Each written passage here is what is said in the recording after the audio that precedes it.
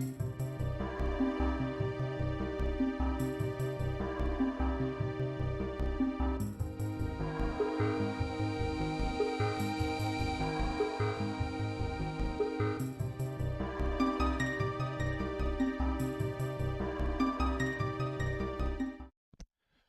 everybody, how's it going?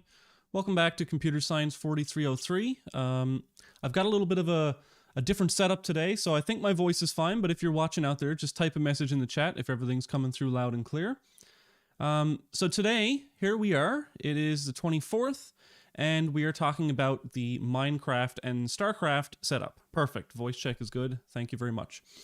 So, when it comes to the project for this course, normally I formally introduce the setup instructions a little bit later, but because of a possible strike next week, I want to get this out as soon as possible, and then ideally go over releasing assignment 2 as well. And so if there's a strike, then no matter how long it lasts, we'll have stuff to do in this course, and I can actually give you a passing grade, hopefully.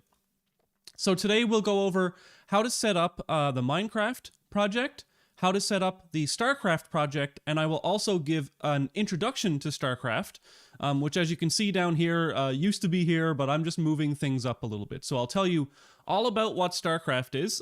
There was a time in the past when sort of everyone had played Starcraft, but not anymore, so it may not be obvious to you what Starcraft is, what the strategies are, etc. But I won't need to give that sort of thing for Minecraft, because Minecraft I still think is pretty obvious. Like, you run around, you build stuff, you kill enemies. But Starcraft is a little less obvious for people. So what I'll do is I will make timestamps down in the timeline and in the description of this video so that you can follow along as we go. However, what I am going to do, because I already have quite long, detailed instruction videos out there, I'm not going to recreate all of the content that are in those videos, because those videos are still perfectly valid, okay? So what I'm going to do is tell you in this lecture anything that may have changed, all right? So, for example, let's get started with the Minecraft setup, and if you open up the course spreadsheet and you come down here, there are two links here. One is setup videos. So one here is Minecraft and one here is Starcraft. So if I come down here to the Minecraft video, you can just click this. It'll take you to a Minecraft video. Oh geez, there's some sort of, I don't have an ad blocker on this one. But essentially, the Minecraft setup is exactly the same as in that video. So you can go watch this video. However, there is one small difference. So let me show you that small difference. So this is Minecraft over here, the Minecraft launcher. So in order to install Minecraft, you're going to have to buy the Minecraft Java version of the game. That's unfortunate that you have to spend money. I try and keep the courses as cheap as possible, but you do have to buy Minecraft if you're going to play it. And so if you see me looking over here, that's because I have it on another monitor over here. And so the instructions I have set out are for Java 1.16 because I recorded it a couple of years ago, right? And they're still completely valid. However, if you download the same versions as the libraries that I did in that video, then you can see here, for example, if you download Minecraft now, you have a version, the latest version 1.19.3. I have been told by a student in the class who has already set this up that it does not work for the latest version of the game, okay? And so if you want to install version 1.16, what you would do is you would come over here to Installations, and then you would click New Installation, and then right here under Version, you can type 1.16.4 or 1.16.5, whichever version I used in that video, and it should just work. Okay, so those Minecraft instructions, there are a couple of students who have already set it up, and they've both told me that it didn't work for the latest version, but this is how you go about installing a previous version of Minecraft so that you can actually get it to work with the libraries that I've set up. And then everything else, I'm just going to close this here now. Go back to this. Everything else should be exactly the same as you see in this video here. So that is the Minecraft setup. The video goes over the installations instructions. I show you like where exactly to download things, where the instructions are. So please go watch that video, and that's the setup process for Minecraft. And I'm not trying to, like, you know, get away with not making another video. I just think that video was actually really, really well done. And if I make it again, I'm just going to make it worse. So please go watch that one. Now, there is a quite large Starcraft video over here. So this video is 2 hours long, and it goes into every tiny detail of how to program AI in Starcraft. However, so you can still use this video 100%. However, there is a change that's been made to the Starcraft GitHub repository that was used in the video. So if you see over here, let me just change the quality of this video so it'll be a little bit different. If I maximize this, you'll see here in the video, the directory structure of the Starcraft repo is a little bit different. And the installation of the Starcraft library itself, which is about the first 5 or 6 minutes of the video, has been made easier. So it used to be like 3 clicks and now it's 2 clicks.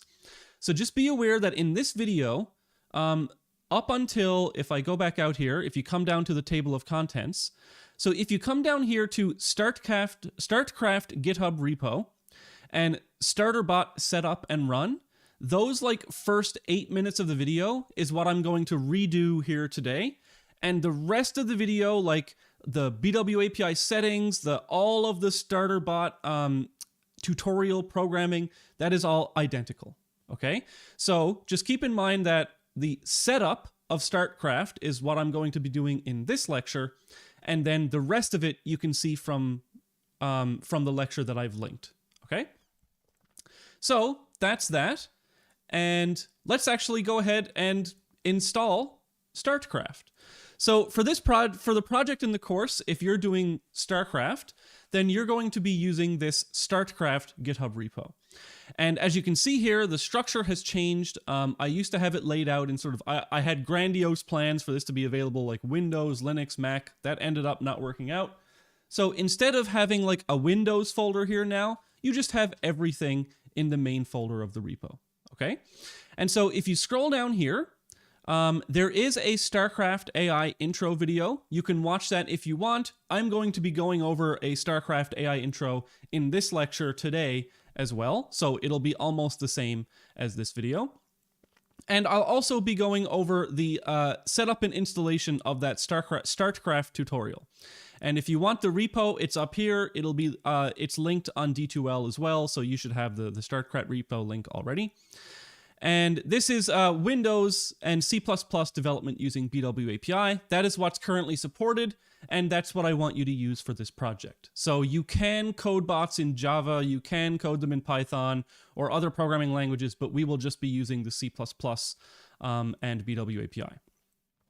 So the setup instructions for this are insanely easy compared to what it used to be to set up BW API. Now, it was never hard to set up BW API, but I have made it as easy as possible for you to get up and running. So what I'm going to do is I'm going to, hopefully this works. There we go. So over here, I already have the files downloaded, but the links are here so you can download them. So it says Starcraft comes with a starter bot written in C++ using BW API 4.4.0. This repo comes with BW API and uses Injectory to launch Starcraft with BW API, so Chaos Launcher is not required. So all of that stuff that I just mentioned, that will make sense once you watch the programming tutorial where I go over all of those things. So I'm just saying that all you need to do is follow these instructions here. So the first thing you need to do is download or clone this repo to your computer. So I have downloaded over here the Starcraft main. That's the zip file. If you come up here, you can use Git to clone it, or you can just download the zip right here. Second, you have to download and unzip Starcraft Brood War 1.16.1 to the included Starcraft folder. So why don't we go over here and we'll do this now. So here I have the download folder, and now I need to have a new window over here. So let me, new File Explorer window. So over here, I will go into libraries because I like things to be in libraries. Now I will open up my zip file. Over here, I have, of course, I have not registered WinRAR on this virtual machine.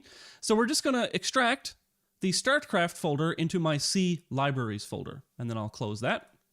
And now I'm going to rename this just to Starcraft. I don't need the main there.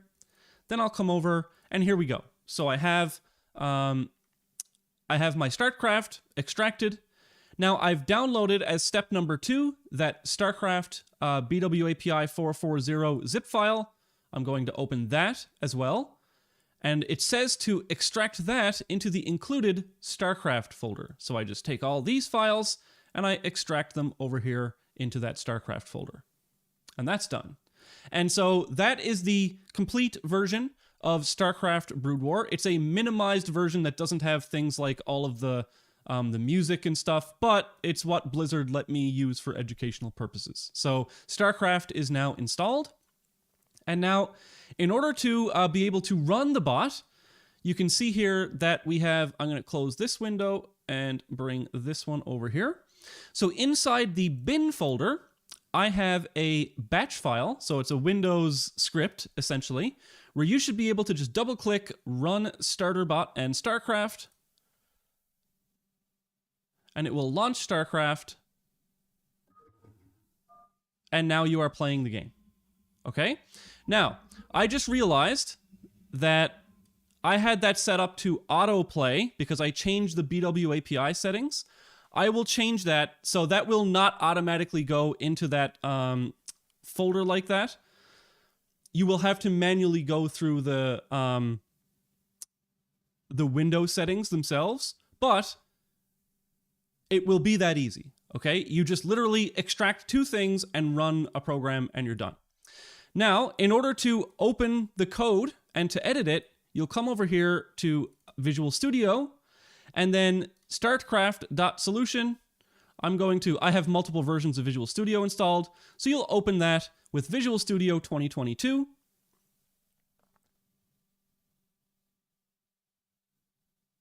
And that should open, and you should just be able to compile this and run it. And so the only difference in compiling and running the bot in this version versus the version that's in the longer tutorial video is that over here you're going to see starter bot and BWAPI. So the change that I made is instead of having to go out instead of having to like worry about the DLL files and the lib files for BWAPI, which I explained in the other video, I've included BWAPI here, and whenever you build the starter bot project, it actually builds BWAPI for you. So all of that comes with this project now, and you're able to just compile it, and you don't have to worry about like the most recent version of BWAPI, the most recent version of Visual Studio, etc.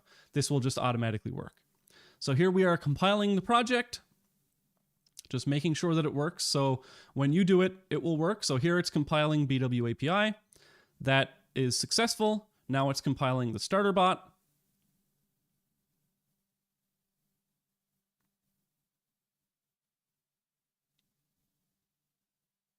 And once this is done, it's done. Okay, so that shouldn't take so long on your computer. Mine is, I'm running this in a virtual machine just so I have a clean environment to show you. So that's it. Everything else from this point forward, you can go to the other video, starting at the BWAPI settings, and everything should be as normal, okay? So that 2-hour video with the big tutorial, you can go watch that video. Someone just had a really good question. Is there a specific reason to put Starcraft in the C drive's libraries folder? I just think it's good practice to keep all of your code in one folder on your computer. When we set up the assignments for this course, I said to put it in C libraries because the Windows environment variables couldn't be in spots with spaces in them. And so I put it in C libraries for that because of the SFML. We're not using SFML for the project, but I just like to have everything in one folder. So all the code, all the projects I'm working on, all my GitHub stuff, it's all inside C libraries. This should work if you just put it on the desktop or any other folder, but I'm not guaranteeing that that will work because I haven't tested it that way. So this is why I put it into the C libraries folder, and you are welcome to put it wherever you want and see if it works. Okay? When it comes to Minecraft, There are specific places that you have to put things, okay? But just realize that's for the Minecraft, but for StarCraft, you should be able to put it wherever you want. So that's it for the setup of StarterBot. It's super easy. Everything else about StarterBot is the same as the other videos. So now what you should do is you go over to the spreadsheet, you go to the StarCraft tutorial, you skip the ads, you come down here, you click on how StarCraft bots work, client or DLL architecture. Sorry about the ads. And then you start from there. So you start from 903. I mean, you can watch the intro as well. That's fine. But just realize that that setup process is a little bit different, and we just went over the differences. All right, so that's it. Like, the setup for Minecraft is a little bit longer. The setup for StarCraft is super easy. But because you may not have used the BW API programming language, it's a little bit more complicated than the Minecraft programming, and so there's this huge tutorial here that you can use for that. Okay, so now what we're going to do is we are going to switch over to the PowerPoint slides, and I am going to give you an introduction to StarCraft, because it might not be obvious. Oh, of course, one thing had to go wrong. Slideshow, we are going over here to this monitor. So here we go.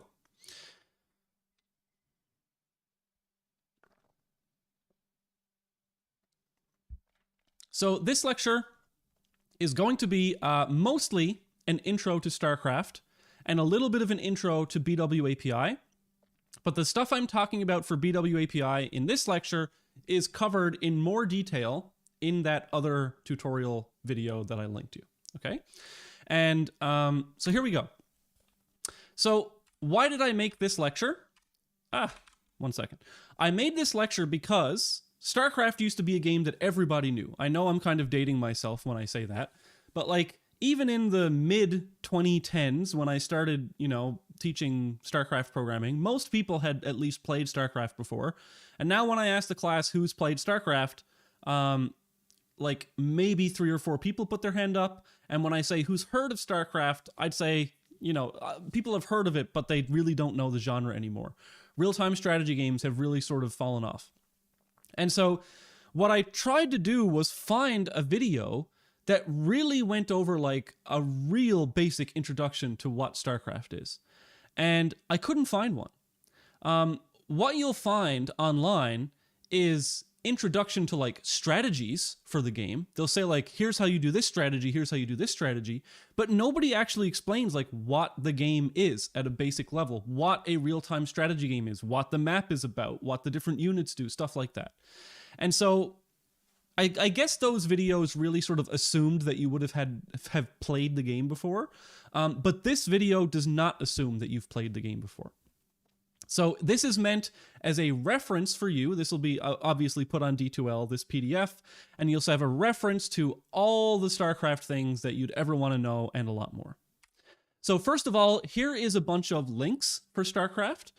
When you're looking up stuff for StarCraft, make sure you are looking up Brood War. So StarCraft 1 or Brood War, we're not using StarCraft 2 in this course. And so the API documentation for the Brood War API, the thing that's actually used to program StarCraft, all of these are here. And we will see, so this is the main page, and here are the main classes in the page that you'll be using. So this is like the game object, the unit type object, etc. Down here, this is Liquipedia. So Liquipedia is like the Team Liquid Wikipedia page that, or wiki page, not Wikipedia. So it's the Liquipedia is the StarCraft Wikipedia. Let's just say it that way. And so if you go to liquipedia.net/StarCraft, that is the StarCraft 1 information database, and you can see here there's lots of useful links here, and there's lots of useful links for beginners, what all the units do, what the buildings do, definitions of things in the game, all sorts of stuff. And so you can use those links. I'm sure you'll go to those at some point to find strategies or build orders, whatever. So what is StarCraft? So StarCraft was first released in 1998, so wow, it's 25 years old, that's crazy. It is by far the best-selling real-time strategy game of all time. millions of players have played it worldwide, and it's been played professionally, like legitimately professional league in Korea since at least 2001, arguably 2000. In order to play Starcraft with an AI, we're going to use the Brood War API for Brood War C++ programming. And so what this does is it allows us to read the Starcraft memory and issue commands to the game. So we're going to be using this library to actually have our programs play the game for us. What is a real-time strategy game? Well, it's a war-like simulation. It's a single/multiplayer game, so it does have like a story that you can go play, but we're interested in the multiplayer sort of PvP aspect of the game. And just like in most RTS games, you start like up here with a few workers, you gather resources, you bring them back to your depot. With those resources, you're going to build a town and you're going to build an army, and then you do combat with your enemies and try to destroy all of the enemies.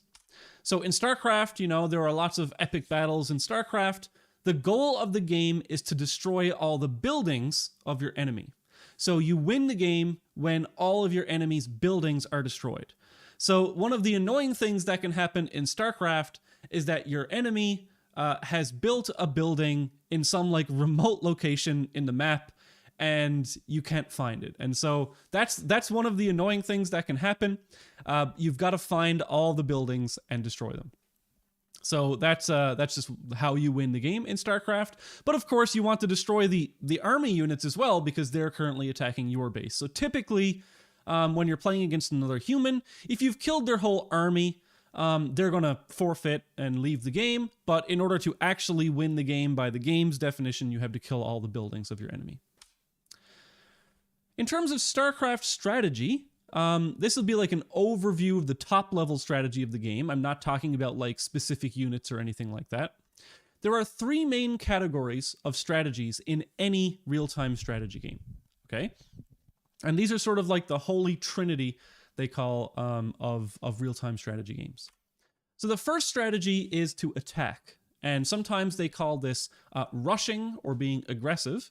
And in this type of strategy, what you're going to do is you're going to spend your early game resources on some initial, very fast units to go attack your enemy. And so you're going to make some units and you're going to attack them right away. That's attacking. You could, instead of attacking, you could defend. So for example, if I think my opponent is going to attack me, I can defend. It's also called turtling or bunkering, because you can build some defenses like a bunker in your base to defend against early attacks. And then you could choose to expand as well. So there's attacking, defending, and expanding. And so this is also called econ for economy. You're building up your economy, or it's called early second base or fast expand or something like this. And so you build an early expansion for more income, because the more bases you control, the more income you have. And so there's like a rock, paper, scissors type effect to this, to these three strategies. So this is why it's a very interesting type of game, is because one strategy doesn't beat every other strategy. So for example, if I chose to attack and you chose to expand, what would happen? So if you chose to expand, you spent all of your initial money on building a second base, and you have no defenses yet, right? So if I chose to attack and you chose to expand, then I will probably win that game, okay? If I chose to expand and you chose to defend, then you've spent all your early game resources on static defenses, and I've spent all my early game resources on getting more resources. So what will happen in this game is I won't win right away, but very probably, because of my expansion, I'm going to have such a higher economy than you, then later on, I am going to have a bigger army than you. So if I choose to expand and you choose to defend, I'm probably going to win. However, the third option is if I chose to defend and you chose to attack, real-time strategy games that are balanced well oftentimes have the advantage on the defender. Okay, so if I chose to spend my early game resources on defense and you chose to attack, then what happens is typically my defending units are more cost efficient than your attacking units. Also, you have to spend time finding my base and you have to send your units from your base all the way to my base. And so that time it takes to get units to my base, typically the defender has an advantage on the attacker. So attacking loses to defending, defending loses to expanding, and expanding loses to attacking. And so what people generally do in like a real competitive situation, if humans were playing in a tournament, is they typically would choose some strategy that combines elements of all of these, right? They're not going all in on attack. They're not going all in on expanding with no defenses. They're going to make a little bit of attack. They're going to make a little bit of defend. That way they can sort of not lock into one and just lose this sort of coin flip to randomness. They're going to build a more like standard type of opening where you sort of mix elements of these strategies.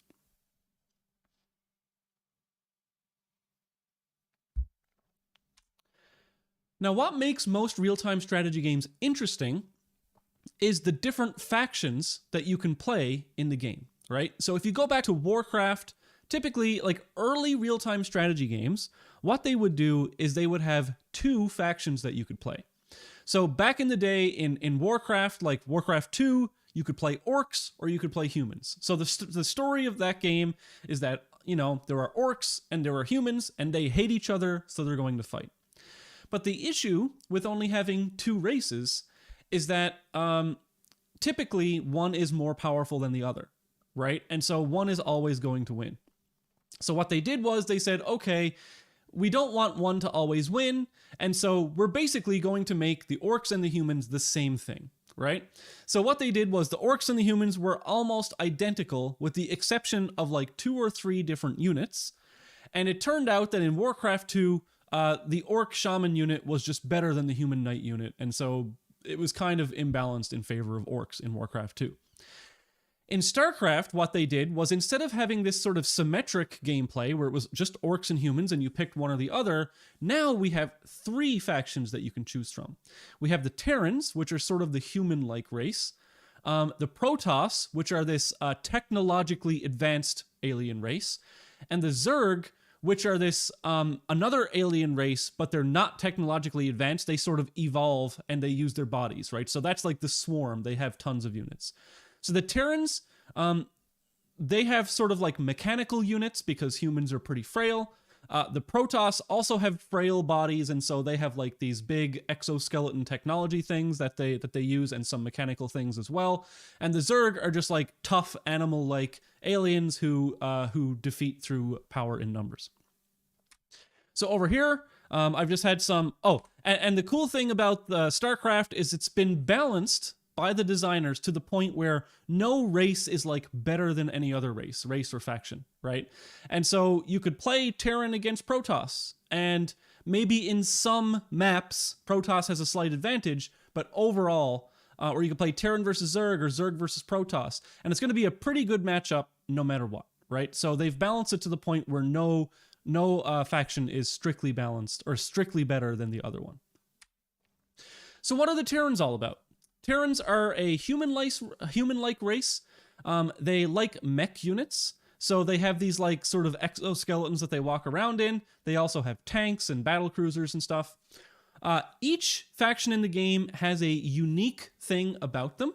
And so one of the unique things about the Terran is that most of their buildings can be replaced. Okay, so the Terran buildings, you can actually, once you've built them, they can be lifted and moved and then replaced. And also, some of their buildings have add-ons that they can make. And no other faction in the game can do that. So in the early game, for the Terrans, they can make these Marine units. And this is a Marine right here. And so if you're playing, if you want to play Terran for your project, and for your project, you'll be choosing one of the 3 factions to play. You can specialize in one of the 3 factions, that's fine. You don't need to play all 3 factions. That would be way too much to ask. So the starting unit for the Terran is this worker up here. So in every game, you start with your starting resource depot. So for the Terran, it's a command center. You start with some workers. They gather resources. And the first army unit that the Terrans can make are the Marine. So Marines have low hit points. They have a ranged attack, and they can hit flying units. And so it's really cool. The Terran starting unit is actually like really good all game. especially when you get upgrades for them. The medics can heal them, and they're just a great unit all around. In the mid game, you can make things like siege tanks. And so what siege tanks do, they're a really powerful unit. They have a thing called siege mode, where they lock themselves in place and they can no longer move. But when they can't move, when they're in siege mode, they can fire really long distance.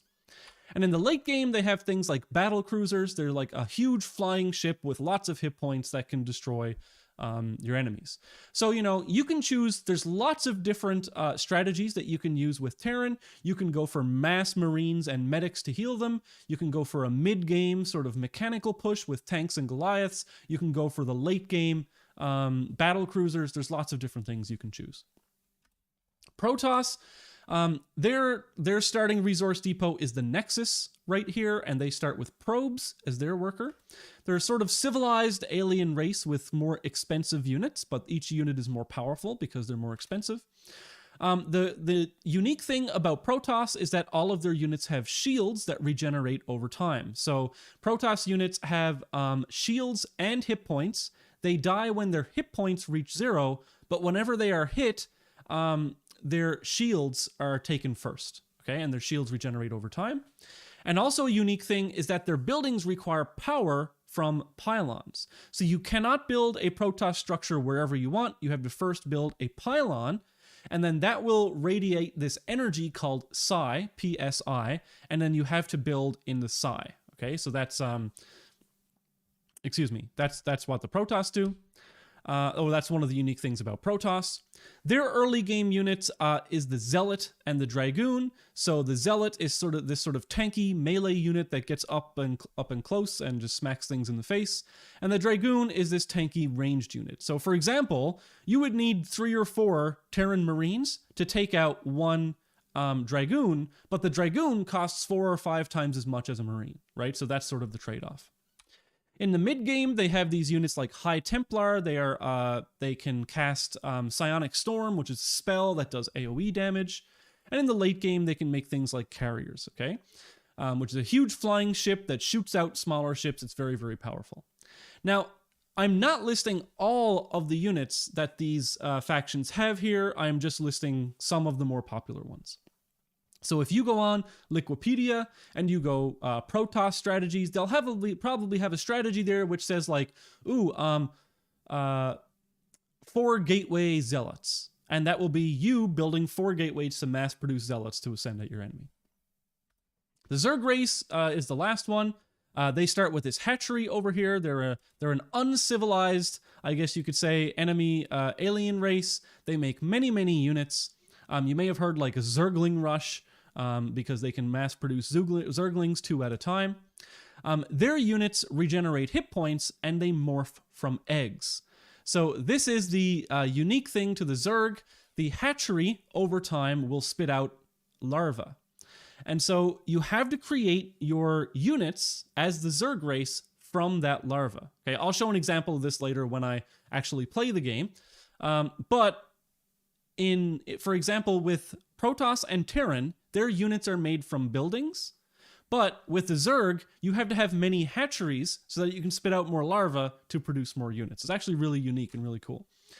They have to build their buildings on creep. So there is this substance that comes out of their hatcheries. It's a purple goo on the ground. They have to build on the creep.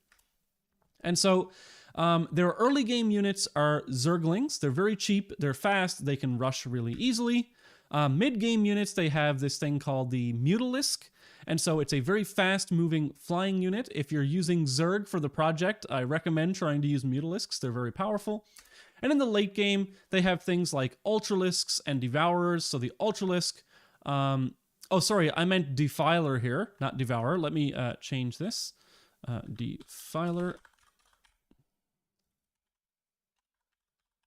Gotta get my Starcraft lore correct. So an Ultralisk you can see over here, it is a huge melee unit that can like do tons of damage to units, has a ton of hit points, has a lot of armor, and you get like 6 or 7 of those, you can kill someone's base with them. Or you can make like spellcasters. Defilers have this spell called Dark Swarm that can go through and like, they cast Dark Swarm on the ground, which makes it so only melee units can attack, all sorts of cool stuff. So as you see, each of the factions has a bunch of different units, or unit types. So going forward, and especially in the tutorial that I linked, you may hear me talk about units versus unit types. So over here, a mutalisk is a unit type. It is a type of unit, right? A drone is a type of unit. But in the actual game, you will actually have unit instances, right? So at the beginning of the game, you start with 4 drones, right? So you have 4 units. Each of them has unit type drone. And the reason for that distinction is because the unit instance itself can be given commands, whereas the unit type is just like the properties of that unit, right? So I can say, oh, here's a unit. What is that unit's type? It is a drone. And then the type of the unit would have, for example, a maximum of 50 hit points. But the instance of that unit might only have 20 hit points right now in the game. So there are types of units and there are instances of units. And I hope that's a really obvious distinction. So, units. Each unit in the game can be given individual commands. Okay, so I can select a unit and give it commands. You cannot control enemy units. So if you see an enemy unit, you can click on it, but you can't control it, obviously. So some types of commands are move, attack, patrol, build, stop what you're doing, etc. And unit commands take parameters, right? So if I'm going to, if I'm playing the game and I want the unit to move somewhere, I have to give it a position to move to. So I can right click somewhere, that's the position that I want it to move to. If I want my unit to attack, then I have to click on the unit that I want to attack. All right, so just like a bunch of games you've played, you know, you're gonna have to click somewhere to move, etc. Some things are a little bit more complicated. For example, if you want to build something, you got to tell it the type of thing you want to build and where you want to build it, okay? Each unit has a number of properties, all right? So the unit instance properties are as follows. So again, a unit instance is an actual unit that you can click on in the game. That's a unit that you have created and control. So a unit instance is going to have properties such as its current position. Where is it in the game? What is its current health? Is it low on health? Is it at full health? Its current shields, if it's a Protoss unit. The player that controls it. So who controls that player? Also, that unit is going to have a unit type, right? So that unit is a drone. That unit is a mutalisk. That unit is a tank. Unit types have properties as well. So for example, what is the maximum health of any Dragoon? What is the damage that a Dragoon deals? What is the weapon type of a Dragoon? Is a mutalisk a flying unit? What is its maximum speed, acceleration?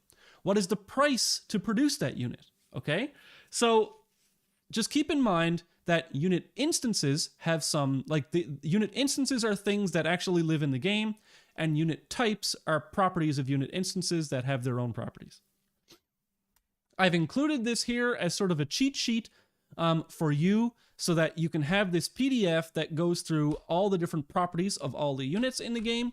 So for example, if you're ever thinking, oh, I want to make an observer, how do I actually, like, what's the mineral cost and the gas cost of an observer in the game? Well, here it is. What are the hit points and the shield, the ground attack, the air attack, the range, all that kind of stuff? It's all here in the PDF for you as a resource. But all this is taken from Liquipedia, so you can go on Liquipedia as well. Starcraft unit sizes. Each size in the game, each unit in the game has a different size, and the movement in the game is done at the pixel-based level. And what do I mean by that? I'll get back to that and you'll see it, but just realize that some units are bigger than others, so they might get stuck between buildings or whatever if you're moving them around. Starcraft has something called a tech tree. So each building and unit in the game has a set of things that are required to build before you can build this thing, right? So the requirements are called the technology, or tech, and so the tree of prerequisites is called the tech tree. So for example, I've included this, all of the tech trees for you in this PDF. And so for example, if I wanted to build a Dragoon, Well, I can look up what I need to build a Dragoon over here. So a Dragoon needs to have a cybernetics core, right? A cybernetics core needs to have a gateway. A gateway needs to have a nexus. So if you come over here and look at a cybernetics core, which is over here on the left, in order to build a cybernetics core, you need to first have a gateway. In order to have a gateway, you need to first have a nexus. So you start the game with a nexus. If you want to build Dragoons, you're going to have to build a gateway. And then once you have the gateway, you can build the cybernetics core. Another example might be, let's say, a carrier. So in order to build a carrier, you need a fleet beacon. So where's the fleet beacon? Okay, it's down here. So I would have to go Nexus, Gateway, Cybernetics Core, Stargate, Fleet Beacon, and then I can start making carriers. Okay, so that's what the tech tree is. And it's just a tree of prerequisites that detail what you need for each unit. So I've included that for the Protoss, for the Terran, and for the Zerg, and that will be in the PDF of this lecture. So an example game might go something like this. With the Terran, you're going to want to make more workers once you start the game, okay? So making more workers lets you get more money. And so typically what you'll do is you'll keep making workers at the start of the game. So let's say, for example, I want to keep making workers until I have 9 workers. Why is that? Well, because some professional player found this strategy and told you to do it. Then I'm going to make a supply depot, which increases my available supply. I'm going to make workers until I then have, say, 12 workers. Then I'm going to make 2 barracks, because the barracks are going to produce Marines for me. And then I'm going to keep making Marines and making more supply depots. And then I'm going to attack when I have 12 Marines. Okay? So what this is called a build order. So a build order is a list of things that you build in order, and that's going to define the strategy that you have in a game. So a build order is a sequence of economic actions. So it's a list of buildings or units to build in order. And essentially what professional players do is they play the game tens of thousands of times, find which build orders produce good things, and then they memorize a bunch of those good things. Okay? If you go on Liquipedia, the build orders will not be specified in this exact way, where it's like worker, worker, worker, worker, worker, depot, worker, worker, worker. They will be given to you in this format. So if you want to go onto Liquipedia and find build orders, this is how they are listed. And they are the same thing as what we just did, however, they are listed in this shorthand form. So what this means, see back here when we made all these workers? These build orders, essentially, whenever you see a number, that is the total amount of supply that you have that you'll make these workers, that you'll make these units at. So at the beginning of a game of StarCraft, you're going to start with 10 supply as Terran, and you'll have 4 workers. So what 9 out of 10 supply depot means is that since you start with 4 workers, which means you have 4 out of 10 supply used up, if you make 5 more workers, so worker, worker, worker, worker, worker, now you are at 9 out of 10 supply. Once you are at 9 out of 10 supply, you build a supply depot. And so this right here, build 5 workers, then make a supply depot, that is the same thing as saying 9 out of 10 supply depot. All right? Now, the next thing says 11 out of 18 barracks. Why does it say 11 out of 18? It's because a supply depot will give us 8 additional supply. And so when the supply depot finishes, we will now have 18 maximum supply. And this says 11, which means make 2 more workers. Okay? So now I make 2 more workers and I build a barracks here. So that's how this works, okay? And then it says, okay, this is implied that you make 2 more workers and then make another barracks, and then you make 1 more worker and then build another supply depot. And so this out of this, that is your current supply. And so build orders will be given in either that format, or they may not say out of whatever. It may just say 8 pylon, 10 gateway, 10 probe, etc. So if something is listed as a 1012 gateway expand, that means that at 10 workers you make your first gateway, and then at 12 workers you make your second gateway. So that is sort of the way that this is this is the language that they're using here. So what I want to do now real quick is I want to show you an actual running of the game. So I'm going to come over here to Starcraft, and I am going to run the game. So I'm going to run the game over here on my second monitor. So I'm going to be looking over here, and the reason for that is because this is where my game is located. So over here, this is what you are greeted with when you first run the game, and probably when you first run StarterBot as well. But we're just playing the game here. Over here in the single player, you are going to be greeted with this. This is either original or expansion. What this means is that there is an original, so StarCraft was released without Brood War at first. Brood War is an expansion pack, and so whenever we play, we're going to click expansion. All right.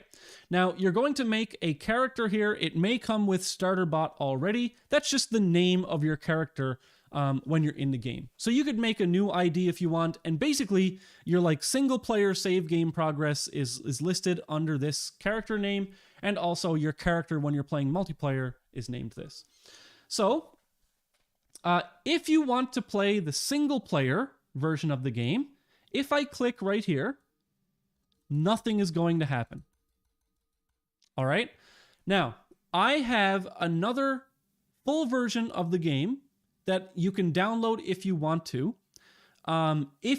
play the single player version of the game.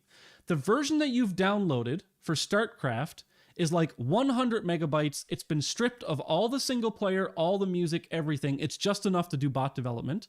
But on D2L, I will post the instructions for how to download the full version with all the movies, all the everything. So if you're very new to StarCraft, you can play through, say, the first few episodes of the game in order to get better at it and get more of a feel for the game. So I'm not going to do that here. But what you can do with this version that I've given you to download is play custom.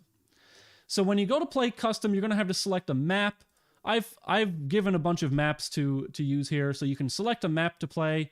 I'm going to play, I guess, some big 4-player map, and let me choose the Terran race to start with. And so I'm going to play Melee. So Melee, there's different game settings. Just choose Melee. That's the one that starts you off with 4 workers and a command center. And then there'll be some computers as well. I don't want to play against 4 computers, so I'm just going to play against 1 computer. And that computer will be random, meaning it will choose a race for that computer when it starts. So I'm going to click OK. Here I am in the game. I start with 4 workers and a command center. I can move around with the arrow keys, and the very first thing I want to do is tell my workers to go gather some minerals, okay? So over here, I have some minerals. Up here, I have my minerals. I'm going to start building another worker. So when you start the game, the first thing you always do is you send your workers to gather minerals, and you start training another worker, okay? Workers cost 50 minerals to train. Up here, you can see my current mineral count. So when this worker is done, I'll start training another worker. Okay? And we'll do that build order that they said in the game. So it said 9 out of 10 supply depot, and I'll show you exactly what that means. You can see down here in the bottom left, there's a mini map, but it is the fog of war is covering that mini map. I can't see the map yet because I haven't discovered it. So I'm going to keep making some workers here. Let me actually increase the game speed. So by default, the game is not being run at the fastest speed. So this just makes the game run a little bit faster. As a human, I can actually queue up units to be made down here. So this means that this building will now make one more unit and then another unit. Okay, so see how this works?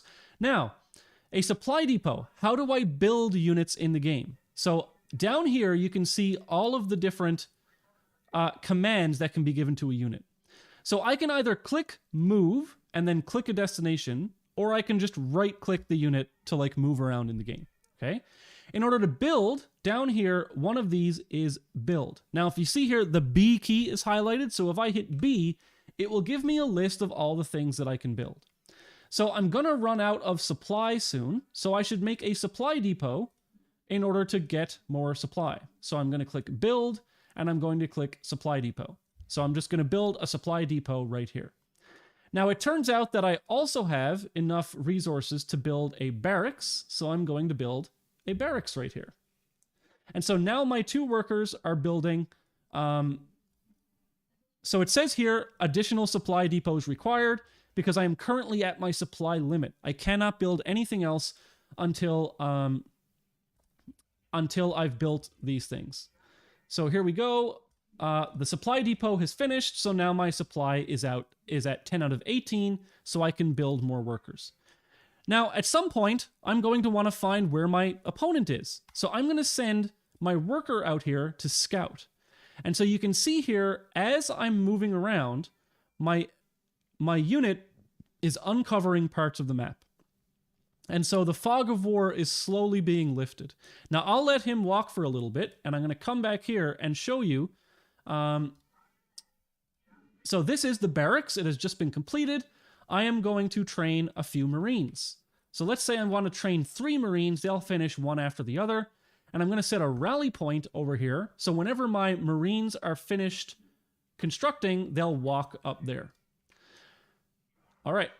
So my unit has found another base, but the enemy is not there. So I'm going to keep exploring until I find my enemy. I have 1 Marine that's ready now. So I'll send him out to explore as well. Now, some units in the game actually take this gas. So this is Vespene gas.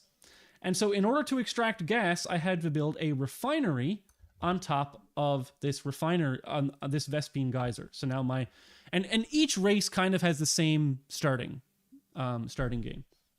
So here I have these 2 Marines. I'm going to send them down here. Oh, so I found the enemy. Okay. So I uncovered the enemy base. This is where my enemy is. You saw that I could see their units moving around while my unit was there, but once I leave the area, I can see what was there, but I can't see what currently is there. So I'm currently neglecting my base. I should have been making workers and supply depots and stuff this whole time, but I haven't been able to, okay, because I'm sort of explaining what to do. Oh, look, my refinery has been completed. Now, a refinery is going to be collecting gas. You can see my gas going up. And it just so happens that most of the good maps are constructed so that your refinery is just far enough away so that 3 units will saturate the refinery.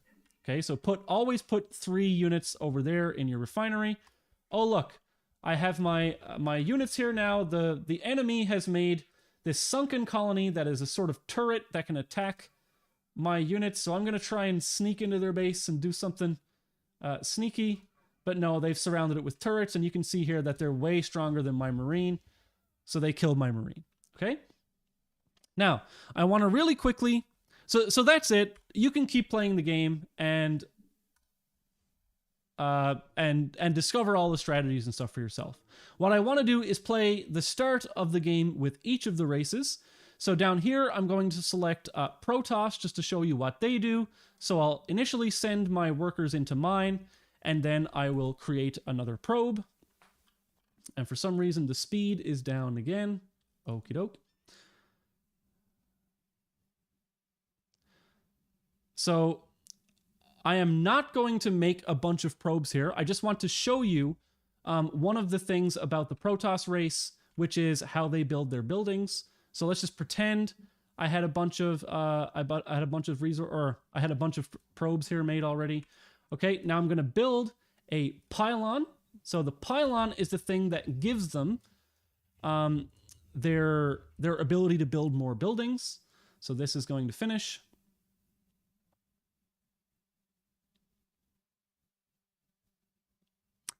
Just waiting for that. All right. So now, if I want to build a gateway, I need a couple of more minerals here. Okay. If I want to build a gateway, you can see here there's a blue area of the map. If I try and build outside that blue, which is the power that this pylon provides, you can see that it's red, I can't build there. But it's green inside there. So I could start warping in a pylon here. Okay, so that's the main difference between the Protoss and the Terran in terms of how they do things. And also, as you can see, the Terran workers have to stay at the building in order to construct it, but the Protoss ones don't. All right, so that's the difference here. They will warp in these buildings on their own. And very quickly, to show you the Zerg, I'll quit that, I'll play another custom game, and I'll play Zerg. When I start with Zerg, I start with this Overlord. This produces my supply. It's a flying unit. You can use it to scout. And here you can see I can't actually make units from this building. What I have to do is select one of these larvae, and then those larvae morph through an egg into the unit type. Okay? So if I click here, I can click S to select all of my units, and then I can make additional drones in that way.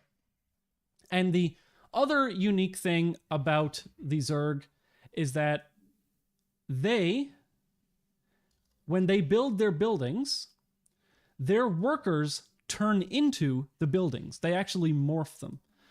So this worker, if I build an evolution chamber, it will actually turn into that building and I will lose a worker. So it's very important to always be making more buildings or more workers as a Zerg. But you can see here as well that I very quickly run out of larvae. And so you have to build more hatcheries to produce more larvae, etc. So that's essentially how you control the game. And I think it's pretty intuitive. You can all figure out how to do that, how to play the game. But I just wanted to sort of make sense of what I have been saying so far. So back to the tutorial. I talked about these sort of build orders. And so you saw me do a very bad job of implementing build orders because I was like explaining how to play the game. So some problems that you construct with build orders, or that you need to solve with build orders, is what's the army that you need to construct?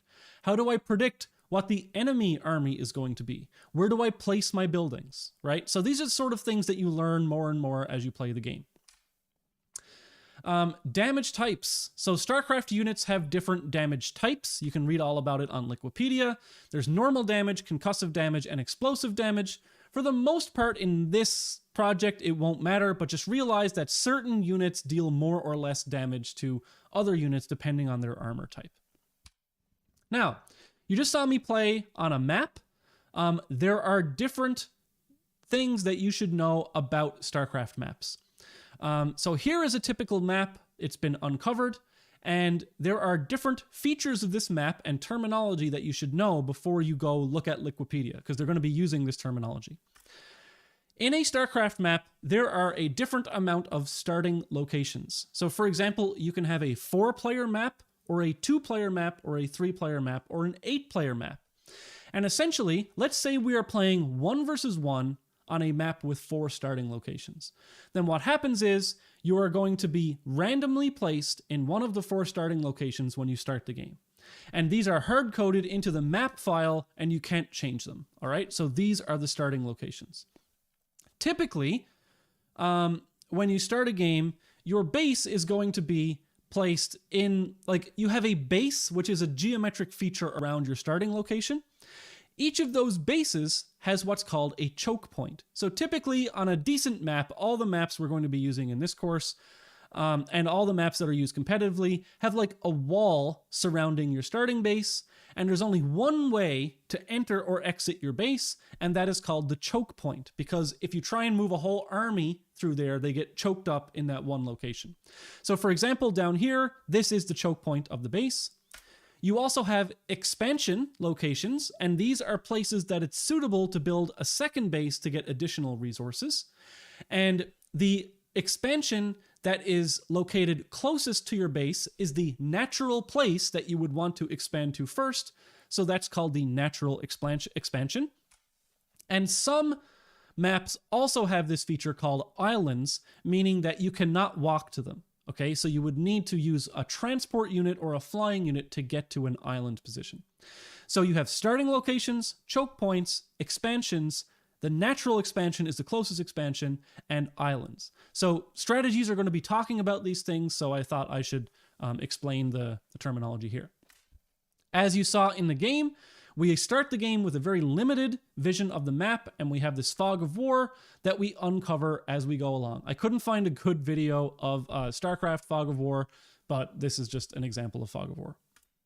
The game is imperfect information, meaning that some things are hidden, right? I can't see your units to start the game. You can't see my units to start the game. In this example, the Zerg player has built lurkers, which are units that when they burrow underground are invisible. So you don't know where they are unless you can detect them. And so you see here, this Terran player sends its Marines up through this choke point that's guarded by lurkers. And if it had known that the lurkers were there, it wouldn't have sent them all in to die like this, right? So that's the imperfect information aspect of the game. So let's zoom in on the map, and we'll now explain a bit more about bases, okay? So you can see here that this is one of the starting places on the map called Destination. So Destination is just one of the competitive maps. It has 2 possible starting locations. This is one of them. So you can see here that there is a wall structure around this map. Now, nothing in the game says that there has to be a wall structure, but most competitive maps do have a wall structure. And this is what's called the main base perimeter. All right. Now, here is the only way to walk in and out of this base. And so this is called the choke point, right? Because if a whole army wants to get into your base, they have to go through here. So typically what you would do is defend your choke point by maybe building a cannon or a bunker or something right here. Down here, you have the natural expansion, meaning it's the expansion that is closest to your main base. And so typically you would build your first expansion down here. And your natural expansion may have its own choke points. All right. So this is the Protoss base at the start of a game. This might be what it looks like after the Protoss has built their first expansion and some buildings. All right. So they build an expansion down here. You can see that they have a cannon down here. If you hear noise in the background, my cat is trying to get in. He's going crazy. One second.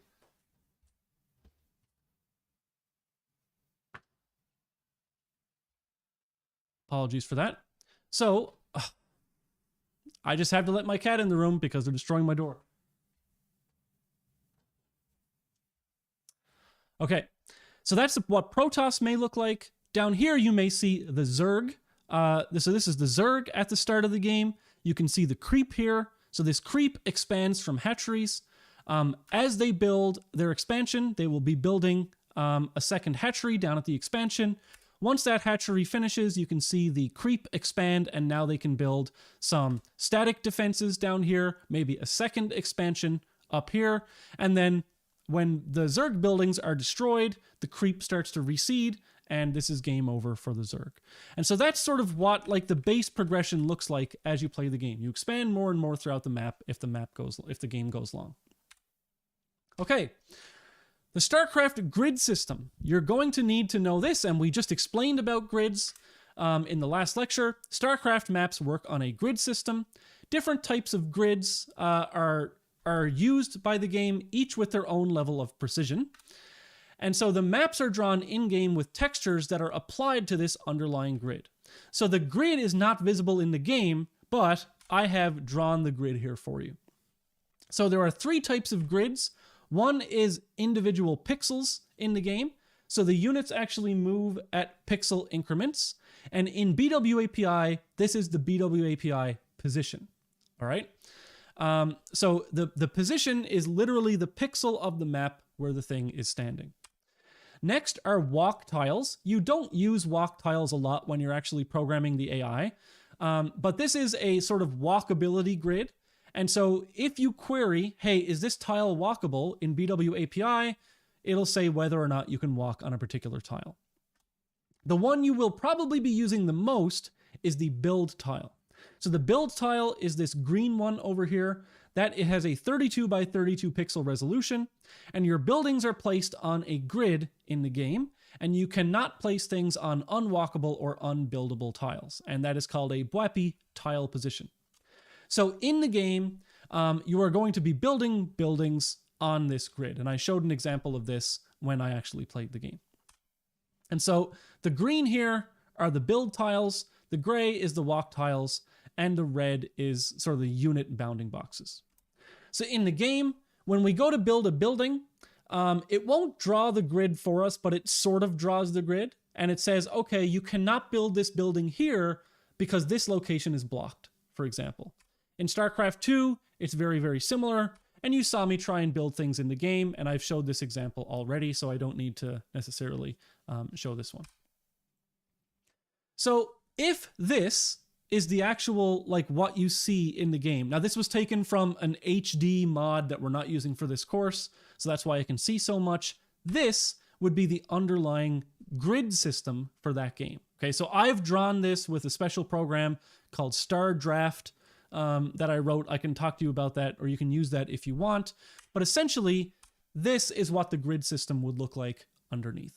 All right, and you can go through, and this is the Starcraft project that I made for analyzing maps.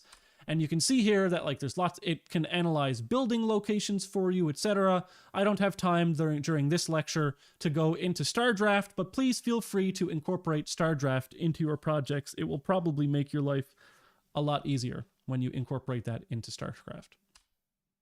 Okay, there's many different types of maps with many different types, like many different numbers of players and tile sets, etc., etc. So there's lots of different maps. So I'm trying to say here, many different environments that you have to adapt to. StarCraft combat is a very difficult problem. Your goal is to kill enemy units. There could be advanced tactics such as flanking, surrounding. They're kind of difficult to compute. Attacking the closest unit is always a good strategy. Okay, so just attack the closest thing. That's probably a good thing to do. Scouting. In order to attack your enemy, you need to know where their base is located. Some maps have more than 2 starting locations, so you need to actually travel like I did in that example of the game in order to find your enemy. And scouting is usually done with the unit after you have made your supply depot, pylon, or spawning pool. Okay, so Liquipedia will tell you when to scout.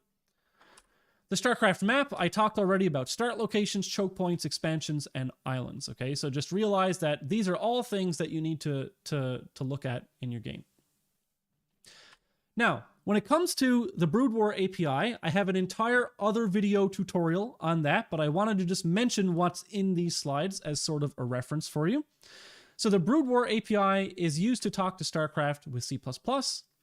What it does is it injects a DLL into the StarCraft process to allow you to communicate with C++ to StarCraft. When the game starts, BW API connects to the game, and it records events which trigger certain parts of your code. So like on start, on frame, on unit destroy. I explain all of that in the programming tutorial that's on the spreadsheet. And when the game is over, BW API disconnects. So if you look at the code for StarCraft, you can see here that BW API has all of these different events that trigger in the game that you can use to help you program. I go over all of that in the tutorial. With StarCraft, here is the link to that repo. I've shown you how easy it is to get up and running with that, and so you can just use StarCraft for your project. Everyone should use StarCraft if you're doing the StarCraft project. When it comes to controlling units in BW API, you can access this unit interface. This link, it'll show you all the different unit commands. And so there are different unit commands here. So for example, when you're programming in BW API, you can have different objects, just like any other programming language. So you would use positions. And I do go over this example in the tutorial, but I just want to give it here as well. So you could get a position that you want to move to on the map. So for example, XY location 400, 300. Then I could tell my unit, so this is a BWAPI unit, which is a pointer to a unit implementation thing. But essentially you take the unit and you tell it to move to a desired position. That's it. That's how easy it is to tell a unit to move in BW API. You call the move function. I could also tell it to right click at the desired location, or attack move, or patrol. There are lots of different commands that I can give to units, and they are all at this, this documentation up here. Now, let's say I have somehow calculated how to get an enemy unit and I want to attack that enemy unit, then I can tell my unit to attack the enemy unit. It's that simple. So I can also tell it to right click, or I can tell my unit to burrow or stop. There's all sorts of commands that you can give to units, and it's very, very easy to give commands to those units. Each unit in Starcraft has a number of properties. And so again, the unit instance properties of an actual unit that's alive in the game is accessed via the BWAPI unit class. So this is like the position, the current health, the shields, the unit type, etc. And the unit type properties are accessed via the BWAPI unit type. So again, all of these properties down here. So here are some important classes that are in the game that you're going to need to use. And again, I go over all of this in the tutorial. This is just like a PDF reference for you to have. The unit structure, this refers to actual alive units in the game. So if I just set up a unit pointer, that's going to be null pointer. The unit type, if I want to know what type a unit is, I can say unit get type. That will give me a BWAPI type. This is the BWAPI game instance. So if I say BWAPI Brood War get frame count or BWAPI Brood War get all units, okay, that is what I will use. Again, I go over that in the tutorial. Player objects are there as well. So if I say BWAPI Brood War self, this asks BWAPI, hey, give me the player object referring to myself. And once I have that, I can ask how many minerals do I have? How much gas do I have, etc. Here is a position object. So where is a position? There are lots of different type of objects in BW API. Here are some unit examples. If I want to be able to iterate through all the units in the game, I can say for auto unit in BWAPI Brood War get all units. Then I can get the unit's position, for example. I can get the player that unit belongs to. I can have a Boolean, which is whether or not I control that unit. So I can say if the player that controls the unit is equal to me, then it's my unit. The unit's current hit points can be gotten with current hit points, the type. If I want to know how much damage that unit does to ground units, I can say type.groundweapon.damage amount. If I want to know if it's a worker, I can say type.isWorker. If I want to know specifically, is that unit a probe, I can say is the probe equal to BWAPI unit types Protoss probe. All right, so there's lots of different ways to get all the information that you want in the game. All right, this I have set up. I actually go over this example in the tutorial, so I'm actually going to stop here. I will have this whole PDF here for you.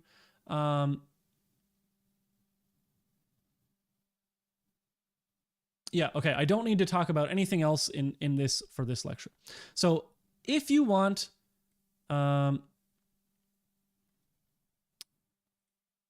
sorry, I need my Firefox has shut down. Give me a second. I'm trying to load it back up.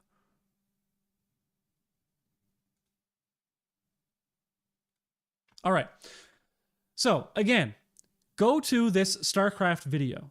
Just to recap, I showed you in this lecture how to set up StarCraft. In this video, okay, there is a huge amount of information. All of this information is here. Watch this before you do anything with the project. Watch the whole thing. I actually do part of your project for you here, okay? And again, the only thing that's different is how to set up StarCraft has actually changed, okay? Because I changed the directory structure. So if the directory structure has changed a little bit in those instructions, it's very easy to understand those changes because I've already explained them. All right, that's it for the lecture. We are just at the time now for the lecture to be over. So what we have done, I've shown you how to set up Minecraft, how to set up StarCraft.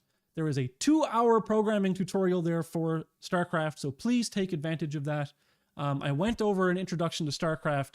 So if the worst case happens where we go on strike, at the end of the week, you will have enough information to do your project, okay? And the project will still be due. These deadlines will still be due, Okay, so just realize that if a strike does go ahead, all of this stuff will still be due. Cool. All right, thank you so much. I know I talked very fast in that lecture, but I essentially had to condense 2 lectures down to 1 in order to get everything out before the strike. So apologies for that, but sometimes you got to do what you got to do, right? All right, great. Thanks so much for tuning in. Someone said the project sounds cool. I think it is, and I hope you have fun doing it if you are doing the Starcraft project. And I'll see you on Thursday for the next lecture.